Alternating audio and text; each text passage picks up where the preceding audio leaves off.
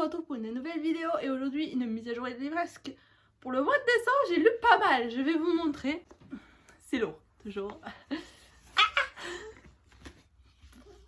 Un jour, je vous jure, ça ne tombera pas. Et... voilà. Franchement, c'est pas... Et nous allons commencer par le livre Mots mêlés de Meguro Izawa et Toru Tagura.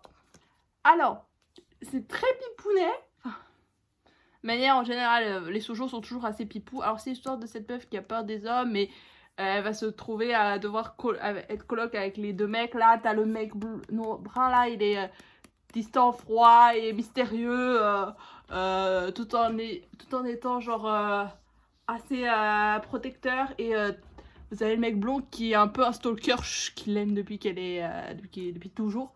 Et il est un petit peu chelou, mais on va voir. C'est une série en 2 tomes, donc je lirai le tome 2 un jour. Et peut-être que j'espère qu'elle va finir avec le brun quand même, parce que j'aime mieux le brun que le blanc. J'ai déjà aucun souvenir des noms, hein. Pour moi il y a juste la fille, le brun et le blond. Ça s'arrête là, mais j'aime bien aimer. Franchement c'est pas mal. Je vous le conseille si vous aimez bien les shoujo, c'est sympa. J'ai lu Au grand air. Alors, je détestais le camping. J'ai des très mauvais souvenirs avec le camping. Je sais pas pourquoi je dis camping, mais avec le camping, quoi, j'ai énormément de mauvais souvenirs. Donc, déjà, j'avais un peu de peine parce qu'ils sont en mode le camping, c'est trop bien. Yeah, pas du tout. La seule problématique qui, on va dire, est entre guillemets intéressante, c'est de savoir pourquoi la meuf est seule et c'est même pas encore expliqué, enfin, pas vraiment. Donc, moi, j'aimerais juste savoir pourquoi une meuf de 10 ans vit, enfin, peut-être, je sais pas si elle a 10 ans, mais à peu près, on va dire. De 10 ans vit toute seule dans la forêt à côté du mont Fuji. Pourquoi?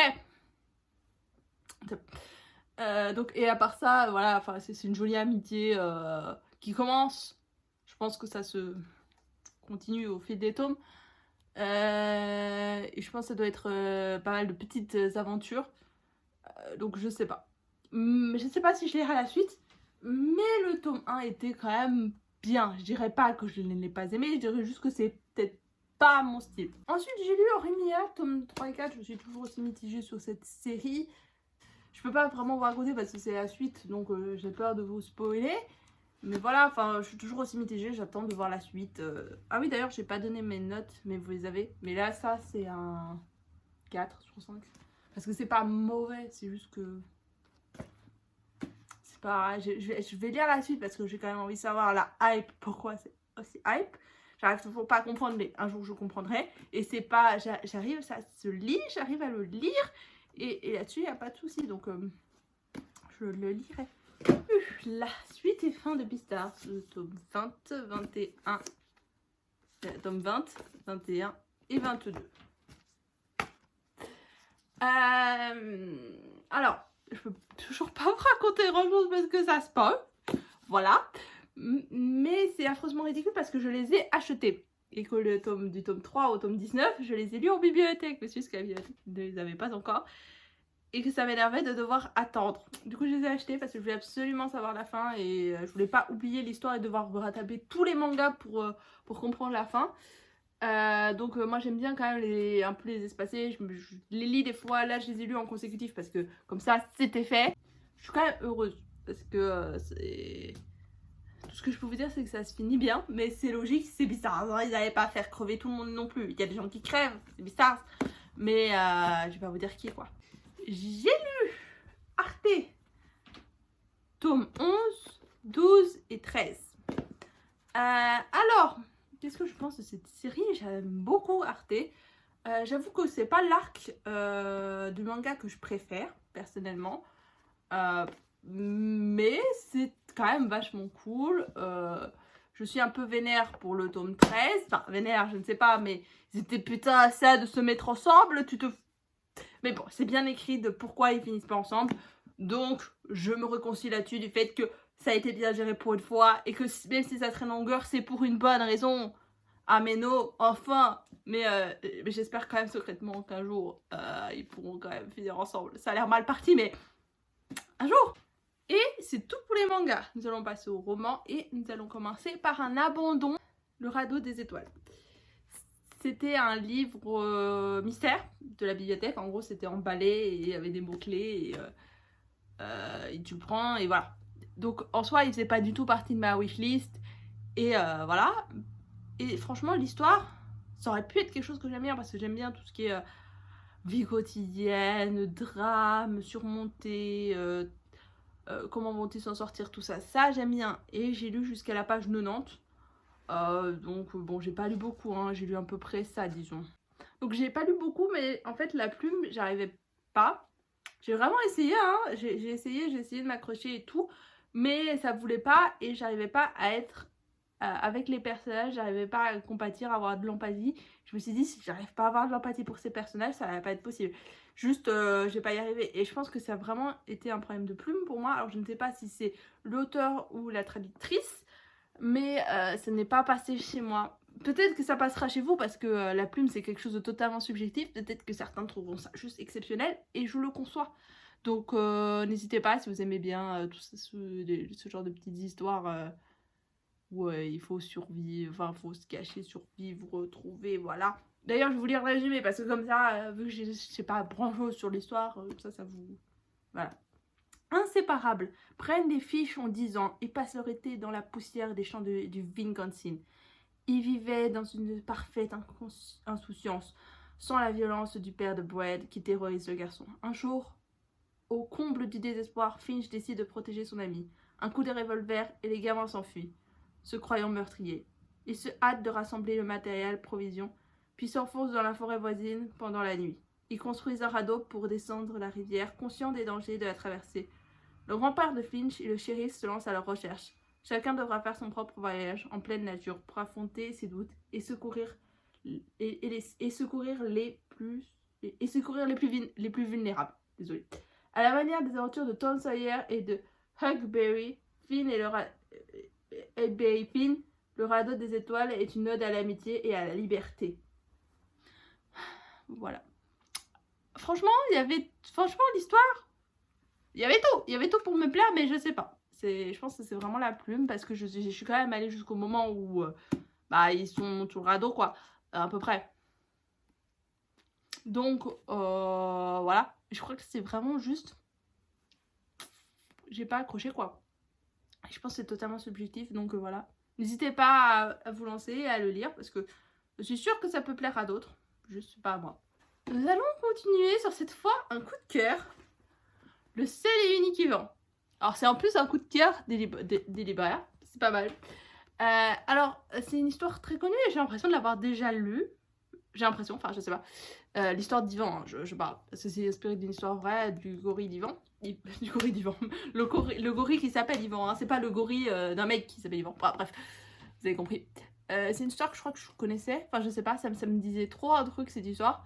Après peut-être que c'est juste parce que j'ai toujours adoré les animaux. Donc peut-être que c'est à l'époque ça m'avait intriguée. Donc non. C'est donc l'histoire de Yvan et de d'autres animaux qui vivent dans un centre commercial jusqu'à l'arrivée d'un petit éléphanto qui va faire changer leur vision de leur vie. En fait, ils se disent, on n'est pas dans un domaine, on est dans une cage, on est emprisonné. Ils se rendent compte que c'est pas normal et ils vont essayer de faire bouger les choses. Enfin, surtout Yvan, elle va essayer de faire bouger les choses pour sortir de ça, quoi. Et c'est quand même vachement émouvant aussi parce que... Enfin, il y a des petites scènes émouvantes. J'ai quand même mis 2 citations dans mon carnet de citations. Ensuite, j'ai lu Là où chantent les écrevisses que j'avais reçu pour mon anniversaire. Alors, il faisait partie de ma wishlist et je pense que j'irai voir le film bientôt. Je pense que ça m'aidera à comprendre le livre parce que j'ai pas tout compris. Mais après, je l'ai lu un peu de travers, mais c'est parce que des fois, ça traîne quand même un petit peu en longueur. Et d'une certaine manière, t'as envie de savoir la suite, mais ça veut pas. Puis il y a une sorte toujours de voyage dans le temps. Et puis ça me... Je sais pas. Toujours, j'ai un problème avec les voyages dans le temps. Me demandez pas pourquoi. Je crois que c'est quelque chose qui me... qui m'embête un peu. Mais à part ça, franchement, c'était pas mal. J'ai bien aimé. Et quand même 4 sur 5. Donc... n'hésitez pas à le lire, voilà. Il est très bon, voilà, c'est un beau Pavassou qui est écrit très petit, hein, mais il est bon. On va passer à Où est la vraie vie Twisted Tale et je lui ai mis un 5 sur 5 parce qu'il est grave bon. Ce n'est pas un coup de cœur parce qu'à un moment donné j'ai été un peu décrochée du livre. Autrement, franchement, il est très très bon. Il y a des belles morales, il y a une belle inventivité des personnages en tout genre. J'ai été pas mal émue. Je vais pas vous mentir que j'ai eu quand même mes petites larmes les chouilles. Donc franchement, un des meilleurs avec Oser ses rêves. Oser ses rêves c'est un coup de cœur donc il est encore mieux. Mais Où est la vraie vie? Si vous l'avez pas lu, vous pouvez foncer aller le lire. Vraiment foncer hein. C'est fini avec les romans, nous allons passer aux BD. Pour les BD, j'en ai lu 2 en bibliothèque. J'ai lu Chemin perdu. Alors c'était une BD perchée, mais je sais pas pourquoi les BD que je trouve en bibliothèque, à part celles que je prends quand je les juste, je les trouve. Je sais pas pourquoi, mais c'est toujours perché. Pourquoi c'est perché? Vous m'expliquez? Bon, alors, ce que j'aime beaucoup, là, parfait, c'est une page parfaite. Vous voyez? Il y a des trucs, il y a des pages en noir et blanc et des pages en couleur. Et ça, j'adore. Je trouve ça vraiment, genre, ça rend l'histoire hyper vivante. Moi, personnellement, j'étais vraiment en train de vaciller dans le monde, etc. Je trouvais ça grave cool. L'histoire, elle est perchée, donc il faut juste s'accrocher pour essayer de comprendre quelque chose. J'aime bien le petit renard là, qui personnellement m'a fait un petit peu glousser. Voilà. J'ai pas grand chose à raconter de plus parce que autrement je vous spoiler l'histoire, mais c'est en gros c'est l'histoire de 3 garçons qui vont dans un chemin et qui rencontrent des gens. Un peu. Mais autrement j'ai peur de vous spoiler. Je regarde un peu le résumé, mais je sais pas. Je trouve j'ai peur de vous spoiler, donc allez-y, lisez-le. Même s'il est perché, il est bien.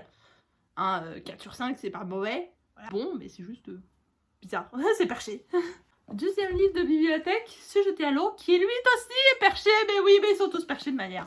Je sais pas pourquoi. Attendez, je vous montre quand même style de dessin parce que c'est important. Voilà. On fait ça. C'est parfaitement le truc un peu genre perché, voyez-vous. Voilà, perché dans le sens où c'est... Il y a des poissons sur la terre, oui, bien sûr. C'est l'histoire de cette petite dame là qui elle aime beaucoup l'océan, elle aime beaucoup les animaux et elle se bat pour cet océan. En gros, c'est vraiment simplifié, mais elle découvre plein de choses sur son passé, etc. Donc c'est grave cool. Et puis voilà, c'est toujours perché. Je sais pas pourquoi, je vous montre 2 trucs perchés, mais ils sont bons quand même. Donc n'hésitez pas à aller juste voir quoi, aller chercher, aller le lire si vous l'avez peut-être aussi dans votre médiathèque, hein, parce que si vous savez pas trop, si vous avez un peu peur du côté perché, voilà, prenez en bibliothèque. Hein. Et nous allons finir sur une bonne note parce que nous allons finir sur Les Carnets de Cerises, tome 3. C'est ça? 33. Oui, tome 3. Oui, non, j'ai déjà plus. Alors, je l'avais acheté, il y avait déjà je l'avais acheté pour mon anniversaire. Mais je voulais attendre qu'il fasse un peu frais pour le lire parce qu'il y avait de la neige sur le dessin et que, sur la couverture. Je me suis dit, c'est parfait dans son petit plaid et tout. J'ai bien aimé, mais moins que le 2. Le 2 est vraiment beaucoup plus bronzé niveau émotion, je trouve. Celui-là, un peu moins, personnellement, pour moi, hein, bien sûr. J'ai trouvé le concept des trésors un peu répétitif à mon goût. Mais c'est quand même vachement cool. C'est toujours aussi feel good et aussi bien travaillé niveau personnage. Moi, ce que j'aime beaucoup, c'est l'évolution de Cerise au fil des tomes. Justement, on voit très très bien la différence entre le tome 2 et le tome 3. Et j'aime beaucoup ça. J'aime beaucoup cet accompagnement qu'on a avec ce personnage. Voilà. Ce que j'adore, c'est les tranches. Pardon, mais j'aime trop. Il est trop beau. J'aime juste pour la beauté du livre. Je les achète, vous voyez. Je les prendrai jamais en médiathèque parce que c'est tellement beau. Voilà. Et bien sûr, j'irai acheter la suite dès que je peux. Voilà. Grave envie de lire la suite. Et voilà. C'est ainsi que se termine cette vidéo. Déjà, mais oui, je sais. Mais j'ai été vite. J'ai parlé vite. Je sais. Mais je sais. Mais je veux pas trop vous spoil. J'ai envie que vous puissiez voir le mode, je sais pas, mais lire des livres. En tout cas, ça oui.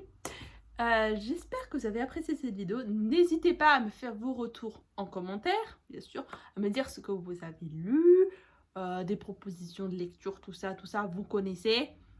Sur ce, je vous laisse et je vous dis à bientôt pour une prochaine vidéo.